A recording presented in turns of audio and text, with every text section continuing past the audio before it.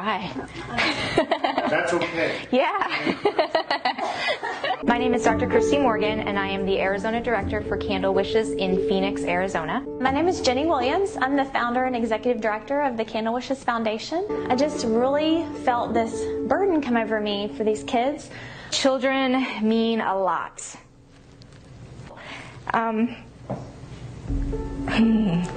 You never want a child to grow up feeling like they're not loved. God put this on my heart to want to give these children happy birthdays. This foundation just touched my heart, so I knew that this was something that I needed to do. Okay, y'all, I'm not gonna ugly cry. This is terrible. There was a time in our life where we struggled. There was a time in our life where we lived paycheck to paycheck. One time when we first moved down to Phoenix, a friend of ours, even at Christmas time, paid for my son to have a picture.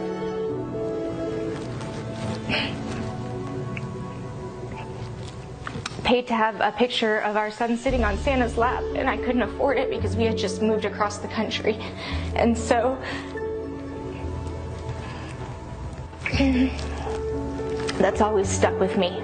If you would love to sponsor a child, if you would like to throw a birthday party, if you would like to just volunteer, we need your help. Reach out to us so that we can connect and make our community a better place.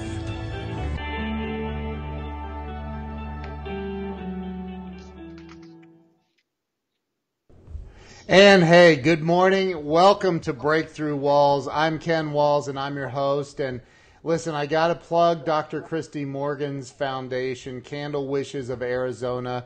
After the show, go on Facebook and look it up and follow the Candle Wishes Foundation. It's an amazing, amazing program that they've put together to help children in need. So, without any more about that, I would like to tell you I have an amazing lady on the show today.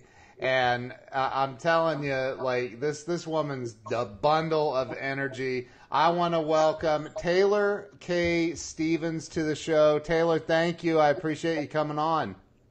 Hey, Ken. Good morning. Good morning. How you doing down there in Texas? Darling, I'm doing great. I waited all week to do this. Oh, that's awesome. I'm so happy you decided to come on the show with me. And so you know, I created this show. I've been very fortunate and blessed in life. And you know, I always try to look for ways that I can give back and help other people. And so that's what I created the show. It's to give back. It's to help people get unstuck. I know that you're a life coach and you do a lot of great things. And I think, well, I know you have an unbelievable story. So I'm excited. I can't wait for you to share your story with everybody. And so let's start with where you were born and raised. Well, Ken, I was actually born in Detroit, Michigan, but I came to Texas when I was 9 months old. So I consider myself, growing up in Fort Worth, Texas. Okay. And, I grew up a little Fort Worth country girl. We didn't have any money, very typical story like so many other people. And, had horses, went to rodeos, dated a lot of cowboys, and also closed down a lot of the Fort Worth honky tonks. Yeah. Yeah. And, cleaned a lot of stalls and hauled hay and, all the typical things, went to horse shows. And, when I was younger, one of my goals was to be a jockey because I'm not very big.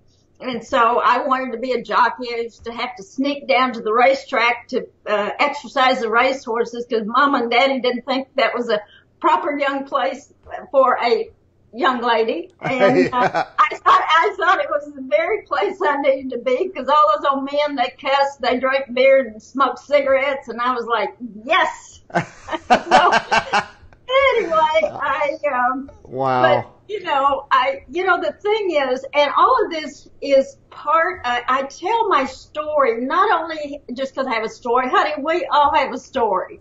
I mean, let's just face it. Yep. But I tell a story because my story really has a lot to do with who I am today, how I'm able to help my clients.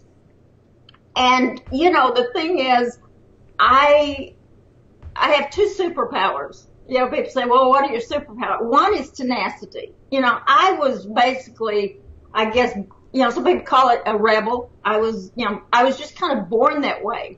My top freedom is my top independence. I mean, a value. And so I was a handful. You know, when I was an active child, and it's like I tell people, my mother only had one child, and I think there's a reason. And I also know why some animals eat their young. Oh my God.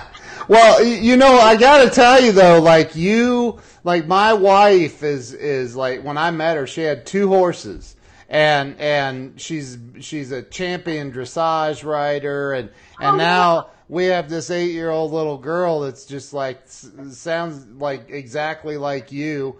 And she's been begging for a horse.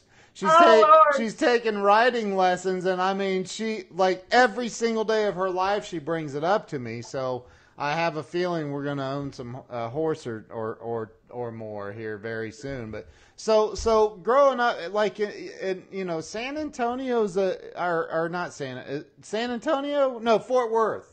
Yeah. Fort Worth. Fort Worth. Yeah.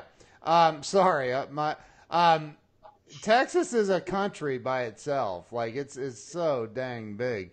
But so was it a little town though, or were you in the city part?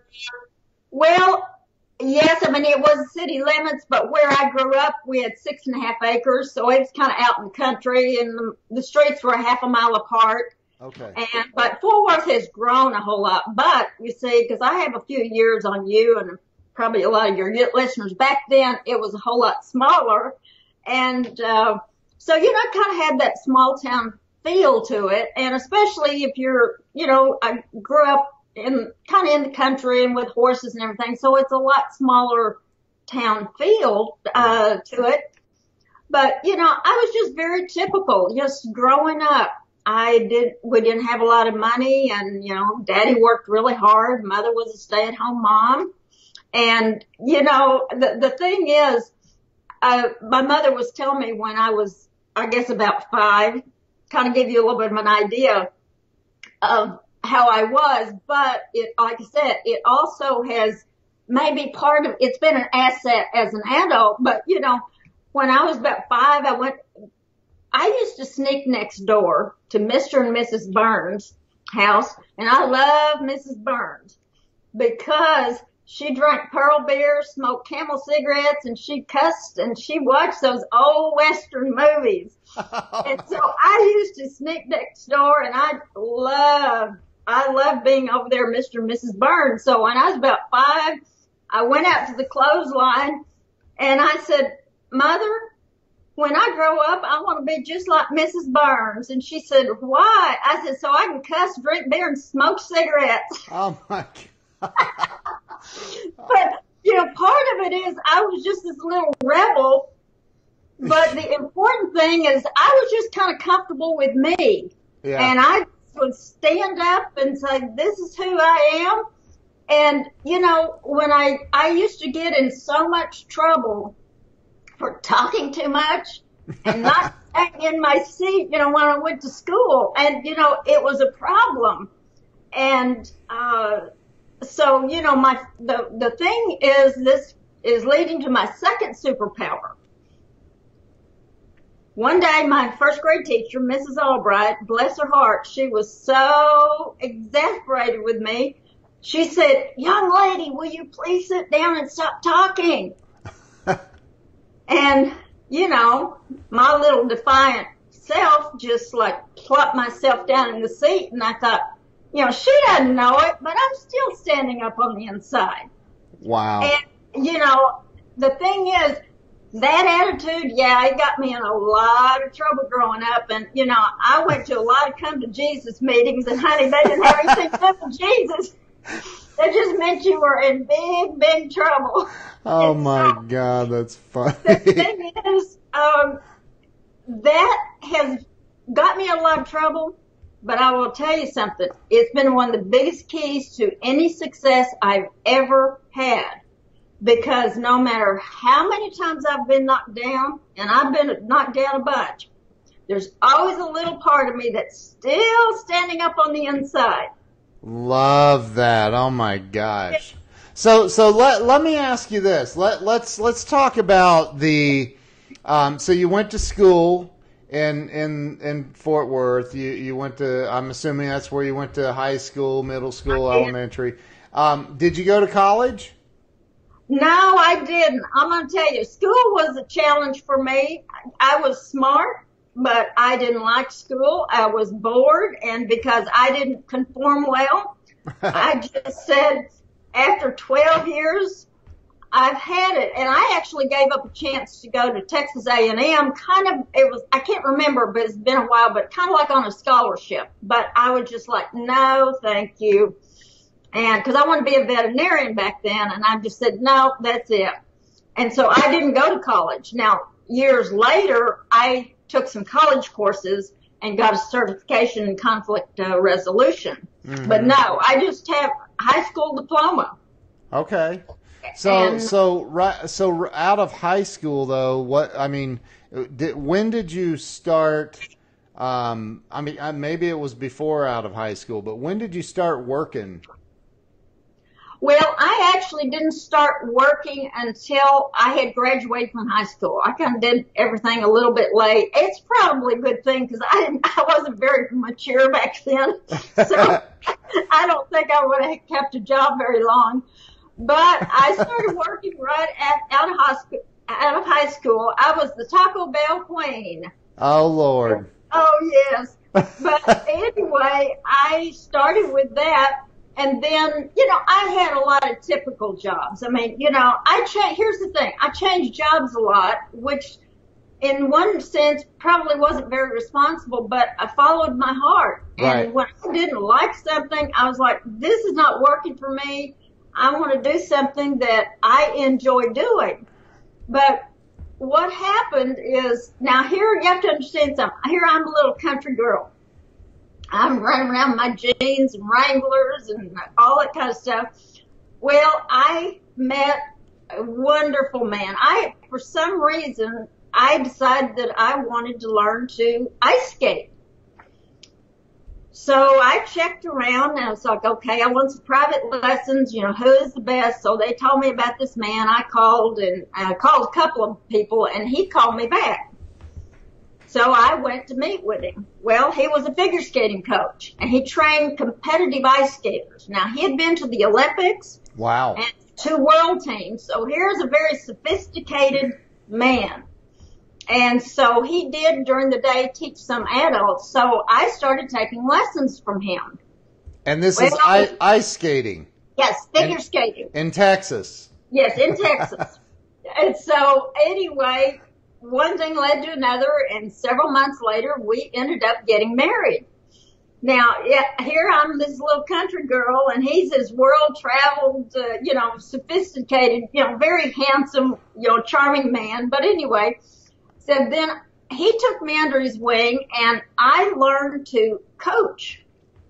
And I was so enthralled and just really took an interest in it. So fast forward a few years, we started coaching together.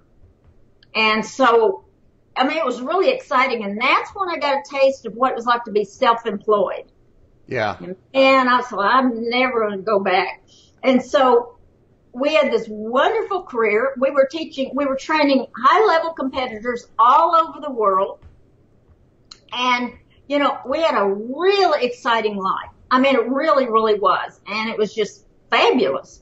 And we had taught in Canada, we had taught in the Detroit area, and then we went to Australia. We were training competitors over there. Then we ended up in Phoenix, Arizona.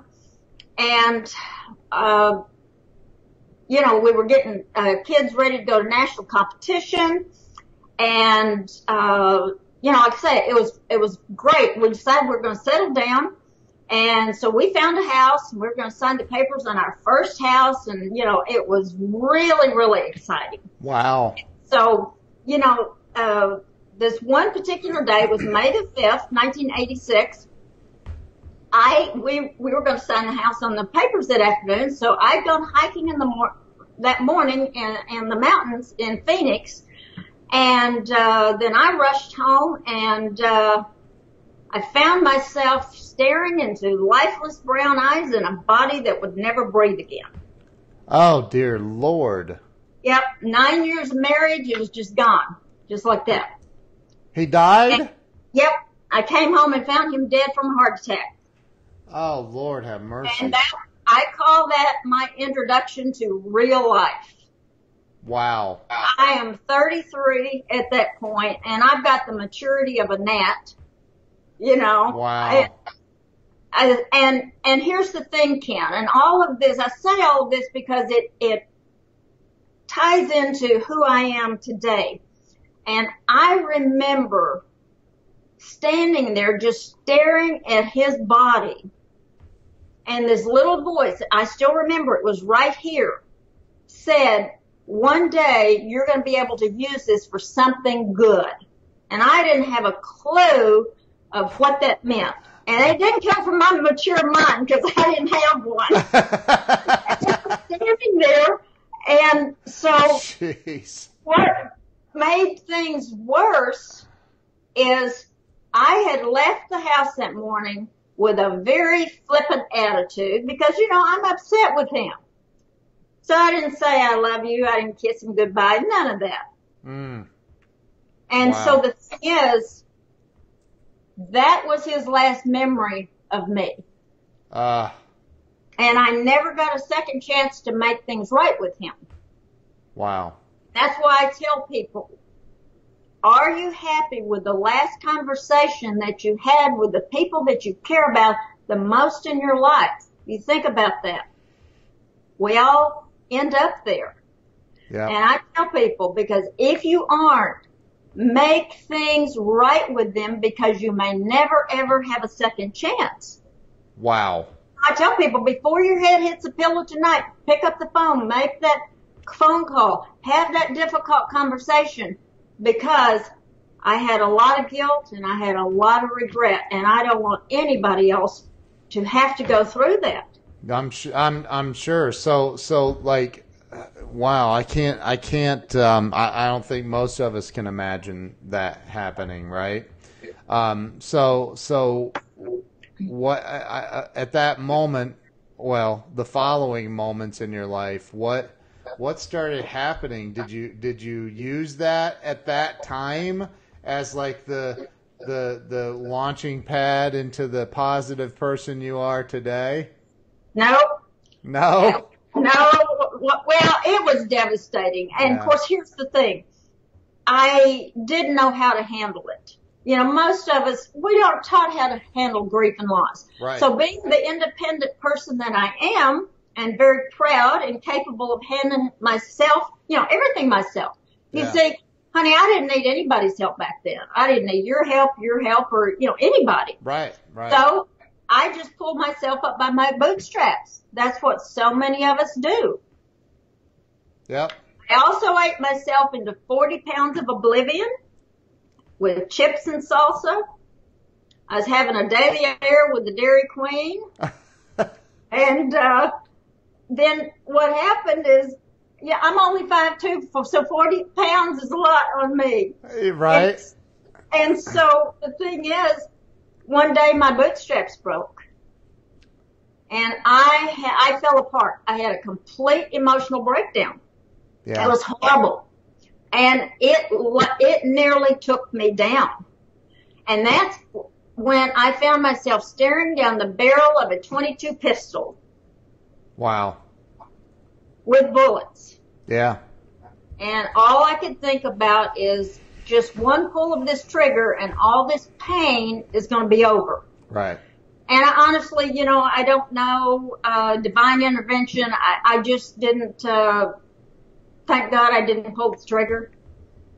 And I finally had to realize I had to put the gun down and start living again. And here's the thing. I had to swallow my pride. Because you see, I didn't need help. I didn't need anybody's help. Right. and I almost waited too late to get help. Yeah. And so I had to put the gun down. I had to get some professional help. Yep. And thanks to my therapist, I had to face my fears, and I had to climb back up that little mountain that I had hiked the morning that he died.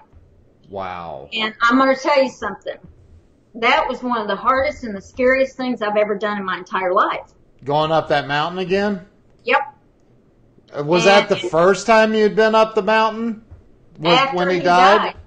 After he died. No, I mean, how many times had you been up that mountain before? I used to hike it 5 and 6 days a week. And that's where I had been the morning that he died. So how many years later or months later was it that you had to go back?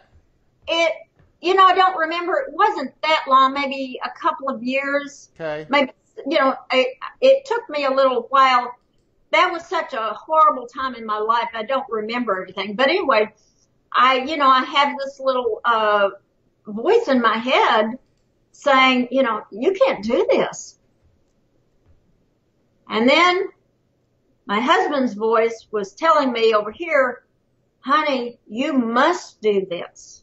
Wow. And this is where the still standing up on the inside part served me, because I was sobbing like a baby, and the only thing I could do was put one foot in front of the other, and I was scared and just crying, and I had to put my foot one foot in front of the other all the way to the top. But here's the interesting thing. When I got to the top, honey, I felt like I had just conquered Mount Everest. Yeah. Oh my gosh. And it was a fabulous feeling. And the thing is, that was the first time after he died that I knew I was going to make it. Were you alone? Did you hike it alone? I hiked it alone. Your therapist wasn't there with you? No. I went by myself. What kind of a therapist doesn't do the work for you? That's crazy. No. I just do a lot of things by myself. I'm kidding. No, she wore pearls and heels, so I didn't do very well climbing up the mountain. But anyway, and that's when I first decided I wanted to help people. Yeah. I knew I was going to make it. And so, it took a lot of work, but I was able to put myself back together. And, the other thing I want to back up and say that, and this all has part to do with, my life now, is there was a time, because we got wiped out when we went to Australia. It was one of those bad situations. We got wiped out financially. So when we moved back to the States, we had no money. And so we were starting from scratch. You and your husband that passed. And the time we were so broke, I was out picking up aluminum cans just to buy groceries. Wow. And I just said, hey, I turned it into a game. Let me see how many I can get here. Instead of thinking, oh my God, I'm one of those with the shopping cart and, all that kind of stuff. But when you were going through that, did you... Because my wife and I have been through that. I've been through it, I don't know how many times in my life, but I haven't picked up cans and sold them since I was a kid. So, I haven't done that as an adult yet. But we've been through it. Like, oh my God, we've had to borrow toilet paper from her mom back in the day. And so when you were going through that, you and your husband, did y'all fight? No, I have to say, in 9 years of marriage, we didn't argue and fight. I really credit the good marriage mostly to him, because he was 20 years older than I am, very mature. No, we really didn't. The only time we ever had a crossword was the day that he quit smoking, and I swore we were going to get a divorce. But after that one day, everything was, we didn't have any problems. Wow. No, I don't know. I guess maybe growing up poor helped me. I didn't feel less than. I was like, well, this is what we have to do right now. You do what you have to do. Yeah, you do what you have to do. That's right. Yep. But, anyway, so the thing is, after a lot of hard work and therapy and everything, I was able to get my life pulled back together. Now, right before that, I decided I was going to be a massage therapist because I didn't know what I wanted to do. You have to understand, here I am. I gave up coaching skating, which was the second love of my life, because I fell apart. I couldn't coach. I became verbally abusive to my students. I'm not an abusive person, but I did. Right. Because I had so much anger in my side. And the thing is, I didn't get help when I needed to. And so this was all coming out and I didn't know what was wrong with me. And so I had to make a decision to quit coaching. Yeah. So here I am, we had this wonderful career. I'm going all over training all these high level competitors.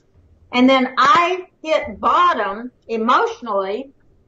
And the only job that I could get was at the airport, patting people down and screening their bags for minimum wage. Oh, my Lord, have mercy.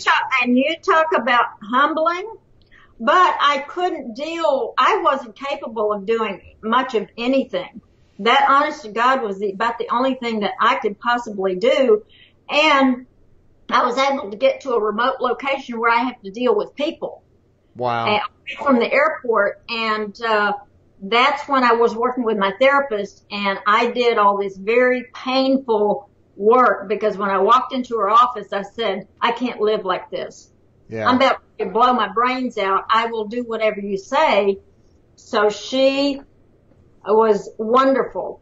And so I was able to finally pull my life together, and then I got to figure out what I'm going to do. So I decided I'm going to be a massage therapist.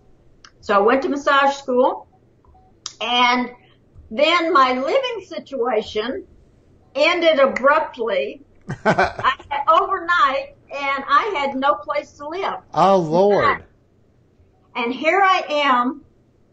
I'm homeless. Yeah. I don't know what I'm going to do. I didn't look like it was going to be a good thing for me to stay and do massage at the place where I was doing massage because it was on its way out. Yeah. I didn't know what I was going to do. So I had to make an instant decision. And I didn't really have a lot of friends at that point. Yeah. And of course, that wasn't, at that time, it wasn't something I wanted to go tell all my friends, hey, I'm homeless. I don't have a place to live overnight here. And so I made a decision that I either had to sleep in my car or sleep on my massage table at the place where I was doing massage. So here's what I did. The still standing up on the inside part kicked in. And Wow. I said, okay, how can I make this work? I had the keys to the place. I came in before anybody and I left after everybody. Wow. I packed up my stuff. I got a storage unit about a block away, put all my stuff in the 10 by 10 storage unit, my clothes and stuff.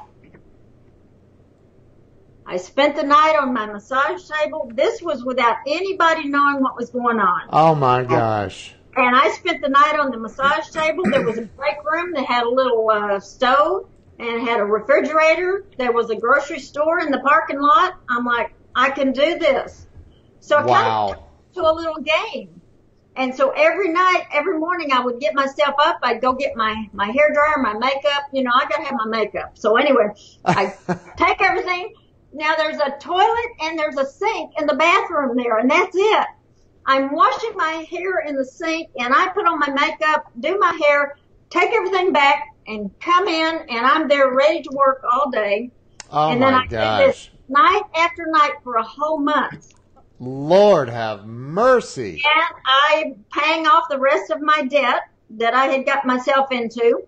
Wow. And so I decided to move back here to Texas. And I never told anybody. Nobody ever found out. And I thought I'm pretty cool. Being able to do that. And so I also knew, I've made it through finding my husband dead. I've been homeless. I didn't make it through just about anything. Yep. So I moved back here, started all over again, started a very successful career as a massage therapist, all over. Life was really good. And then what happened is real life happened. So to deal with all the stress of everyday problems, I just crawled into a bottle. Yeah. Now, Ken, you have to understand something, honey. This really wasn't a problem at first. Because you see, I wasn't like all of those other people. Right. I was a high-class drunk because I drank expensive champagne out of Waterford Crystal. Right. It's Yeah. high class, baby. Yep. I get it. Now, you have to understand something. I found myself, well, more than once, but one night in particular, I'm crawling around on my hands and knees trying to find my own bathroom. And my head ends up in the toilet. And I'm praying to the porcelain gods. You know, Mama taught me to be a praying girl. Well, I was praying to the porcelain gods, and I know you or anybody else out there doesn't know anything about that. Oh, no, I have no idea. I was, and I was so mad. You know, I thought, here's the thing. I thought I might have a problem the next morning. Nah, I go out and do a lot more research. Yeah. And then hit rock bottom again. Yeah.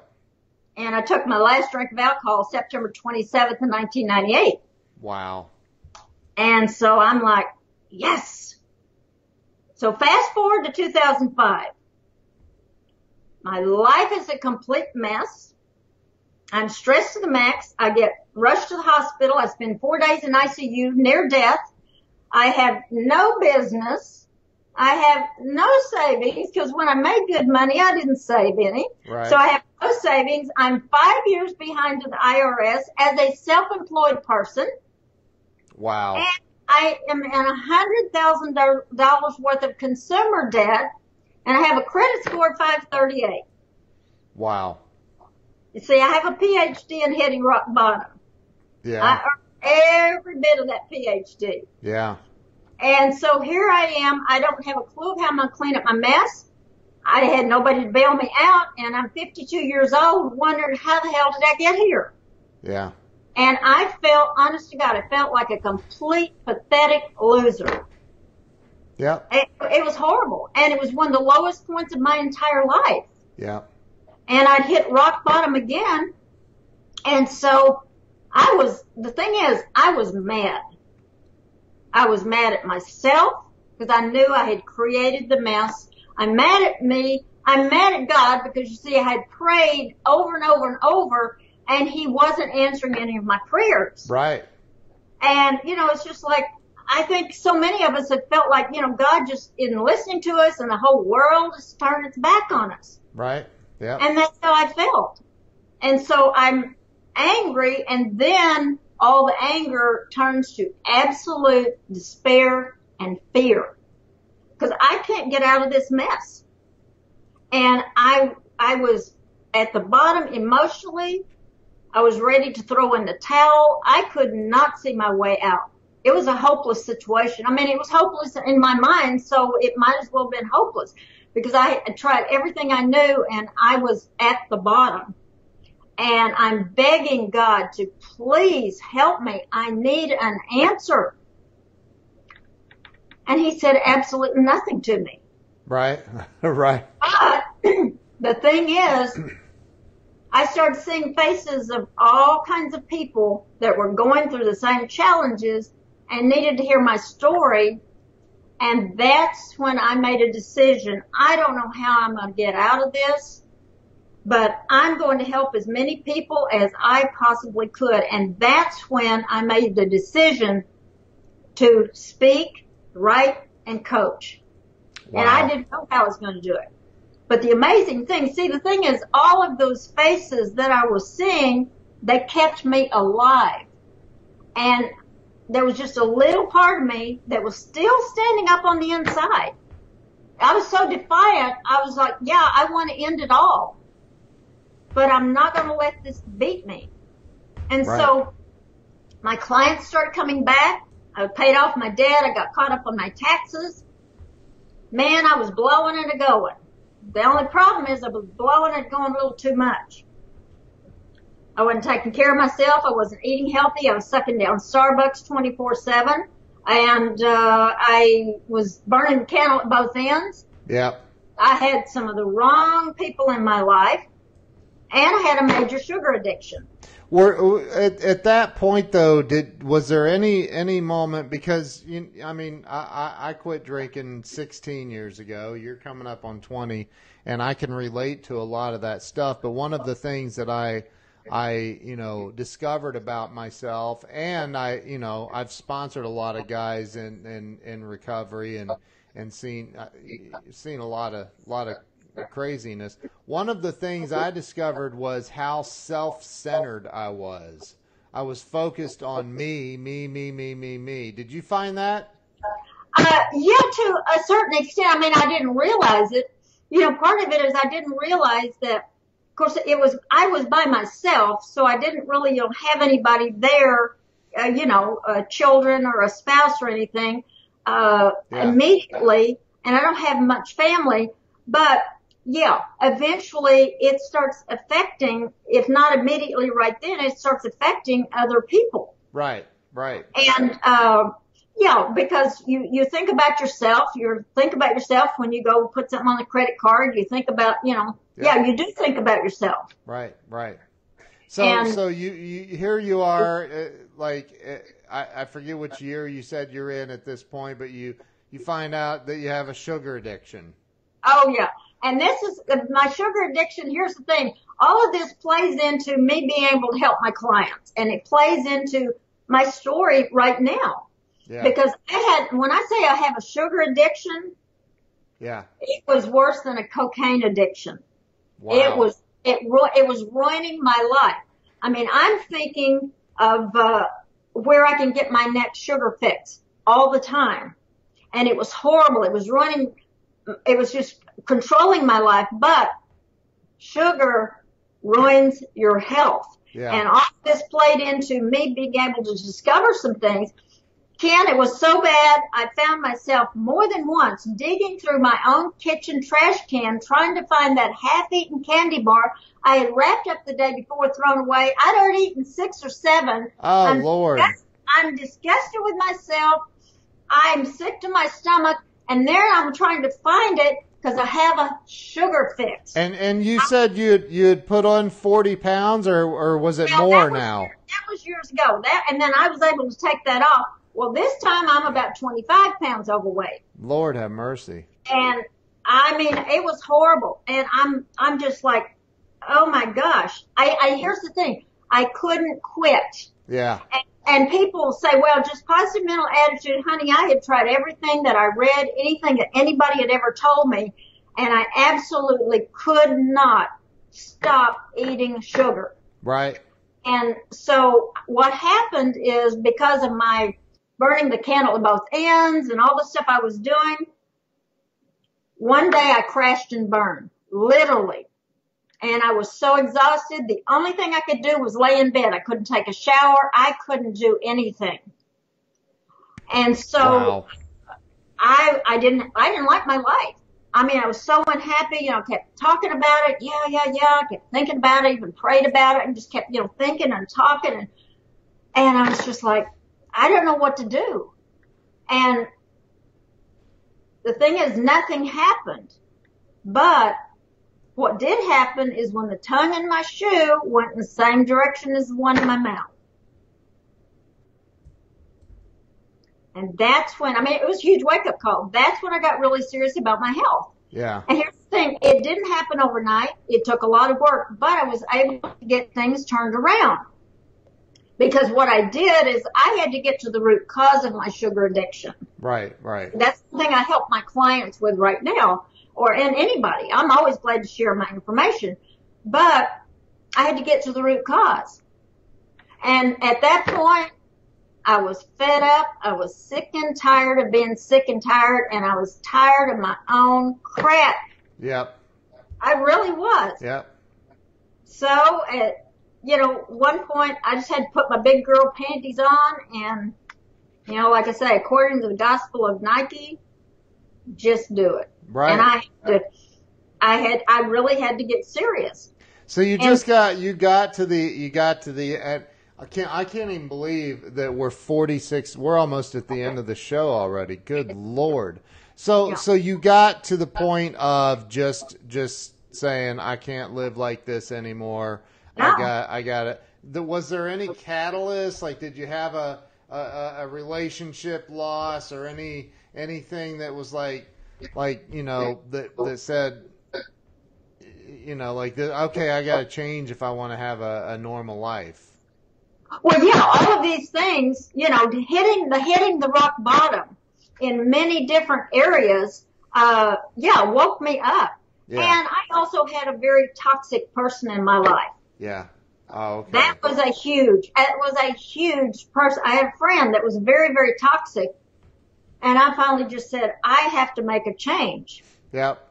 And I had to put my coaching business, because I've been coaching off and on since 2006. So I had to put everything on the back burner. Right. Because I literally couldn't function. Right. And I was dealing with adrenal fatigue, which is huge with people. I had candida, which is a horrible problem. It causes depression. And I had hormone problems. They're all linked. Yeah. And I'm going to tell you something. Those hormones don't care anything about your positive mental attitude. Right. And so what I did is I had to get to the root cause of all my issues. Yeah. That's where a lot of people go. They kind of make a mistake. They don't get to the root cause of their issues. Right. And so all of these things play into me being able to help my clients. And even if it's through speaking or, I'm writing a book. Right. And so, working with my clients is one thing that I'm able to do because of all of the things that I went through. Yeah. Is I help them get to the root cause of their issues. Because one of my biggest life lessons, and this is what I see not only with my clients, I see it with, people in general. Right. One of my biggest life lessons, and I'm still learning this, but is to pay attention to the little red flags and the warning signs in the very, very beginning. Yep. Of everything, because here's the thing, they're still there. Yep, they are. They are still there, and we don't pay attention to them, whether it's our health, whether it's, we eat something and then we don't feel good. We feel a little bloated, and then, we put on a few pounds here, and then we don't pay any attention to our body, or we don't pay attention to the people in our life, those little things that we like, oh well, they'll change. It doesn't matter. No, we don't pay attention to the red flags. And I think that's one of the biggest problems that people have. And unfortunately, I've been able to pull some people out of some really stuck places. But I gotta tell you that you bring that up, and it's something I talk about a lot too. And the book, there's I have it right here, The Success Principles, written by Jack Canfield and co-authored by somebody else. But the very first principle he talks about in that book, and they list out, I think, 63 success principles. The very first one is take 100% responsibility for every single outcome in your life. And he talks about that very thing in that chapter. He says, a lot of people are walking around going, yeah, but he cheated on me or she cheated on me. And he says, you saw the red flags in the beginning. You saw them. They were there, and you chose to ignore them. So that's not about them. That's about you. So take responsibility for it, and your life will become magical. So you're dead on. You're right. You're spot on with that. I love that. Well, here's the thing. It really is one of the biggest issues. And when people come to me, so much of the time they've waited until it's almost too late. Right. And what I tell people is and I'm like you. I want to give back. Yeah. Yes, I have coaching and I have speaking and all of this, my money from it. But reach out and get some help, because here's the thing. I'm very comfortable in my own skin. I'm very transparent. I just, I really don't give a rip what other people think. Right. And everybody is afraid. I don't want to tell anybody that I'm, in debt, or I don't want to tell anybody my electricity's got shut off. I don't want to admit to you. And here's the thing. It's killing you. You're going to pay the price. I tell people all the time, send me a private message on Facebook. First of all, I don't tell anybody anything. I can save you so much heartache and time and money and everything else down the road. And here's the thing. It's like when I was 5 years behind the IRS. Yep. When I was 40 pounds overweight. When my life is a complete mess. Honey, that 40 pounds didn't show up on my rear end overnight. No. Right. No. I didn't eat just one bag of chips, one jar of salsa, or have one ice cream from the Dairy Queen. No. Right. I did it day after day, week after week, month after month. And then I'm mortified when I step on the scales. Right. And this is what happens with people is our lives they're not a mess overnight. Right. You know, the problems I had in 2005, they started a long time before that. So, you know, the thing is, the other thing that I have is there's not a one size fits all for just about anything in life. And this is where I see a lot of people going wrong. There's a one size blueprint for marketing that will fit everybody. Wrong. There's a one size fits all for everything. There's only one way to do this. And, you know, here's the thing. There's not a one size fits all. So what I do is I show up with a gallon of WD-40 to get you unstuck. Yep.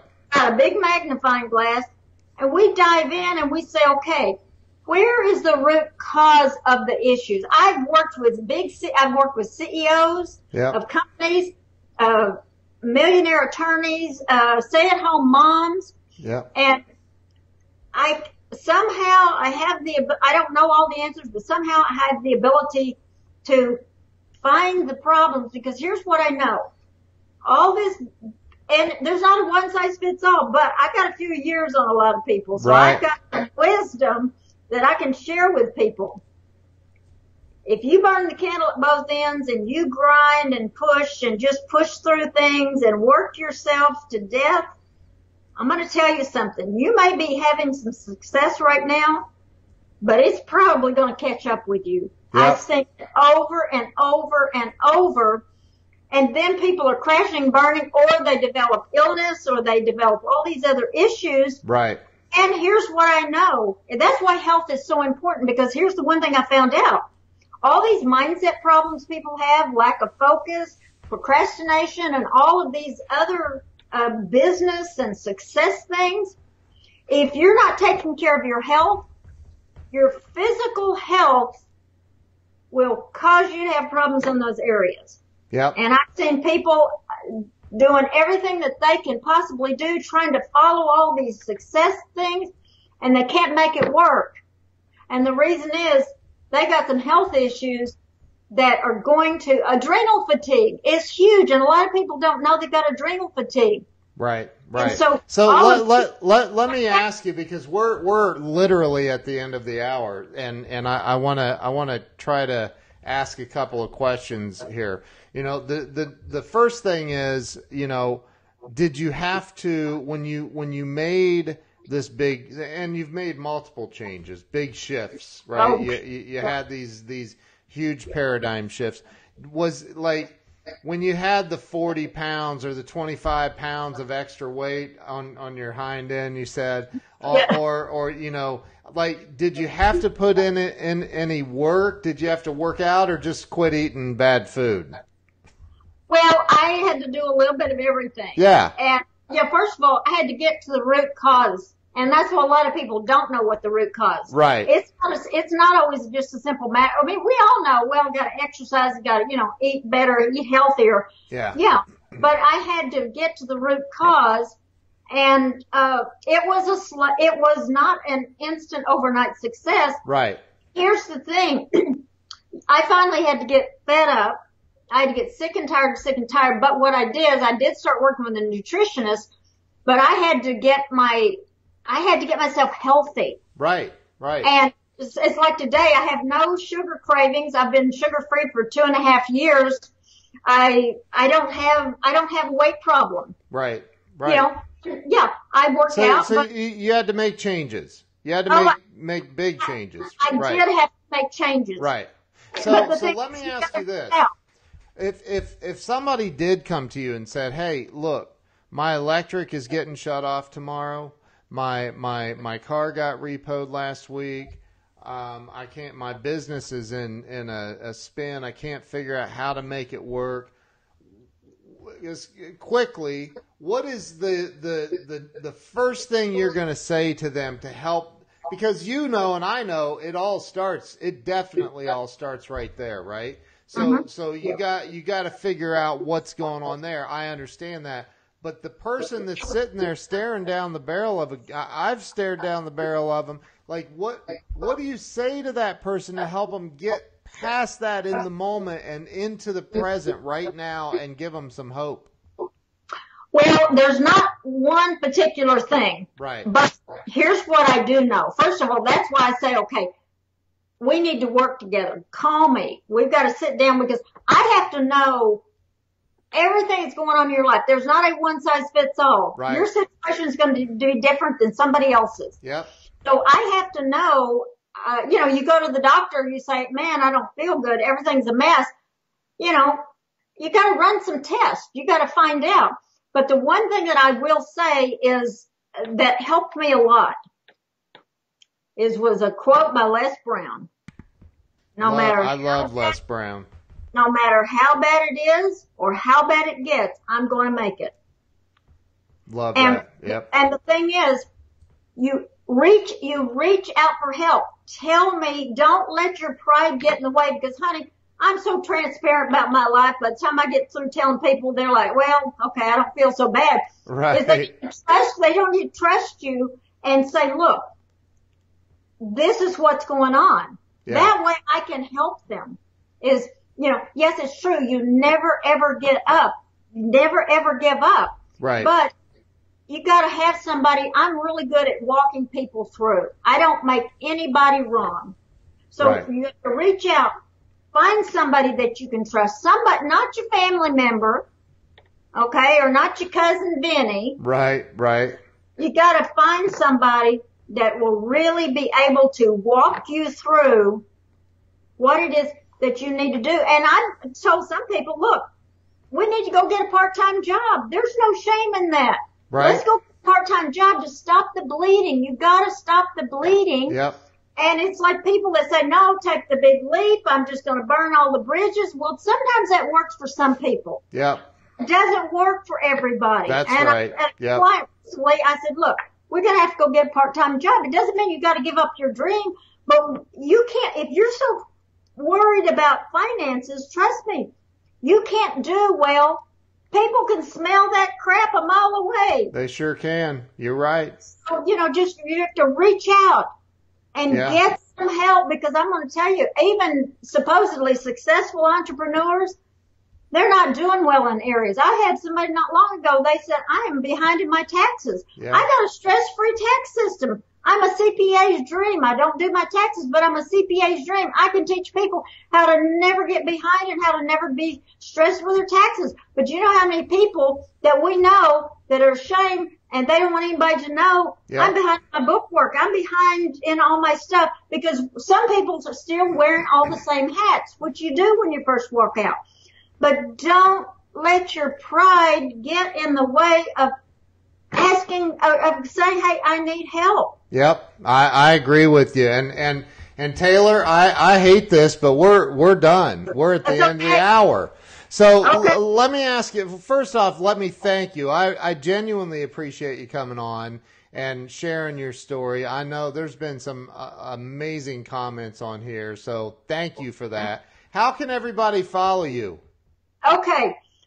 I'm on Facebook. Look me up, Taylor K. Stevens. It's a Stevens with a PH. PH, yep. Yes. And I'm on Facebook. Okay. Send me a private message. Here's the thing. I offer help. I've got stuff that people need. That is the answer. It's not that I do, but the information that I have. So you have no excuse. You can Google me. Yeah. I mean, I'm just TaylorKStevens.com. I'm pretty accessible. Good. And are you on like Instagram and Twitter and all that? No, not really. I try not to spread myself too thin. Okay. But all I can say is reach out to me. Okay, good. And if I can't help you, I probably know somebody that can. I only teach things that I know Yep. something about. And I Yep. don't ask anybody to do anything I haven't done. Yep. Well, And I'm also very nice and very friendly. I'm not going to beat the crap out of you because you are. got a problem. You are. Well, listen, I'm sorry. I hate cutting this off, but we're over. But listen, everybody go follow Taylor. Catherine already said she already found your Facebook page and followed you. So, right. and there's some amazing comments in here. So everybody go follow Taylor and listen, I appreciate you being on here.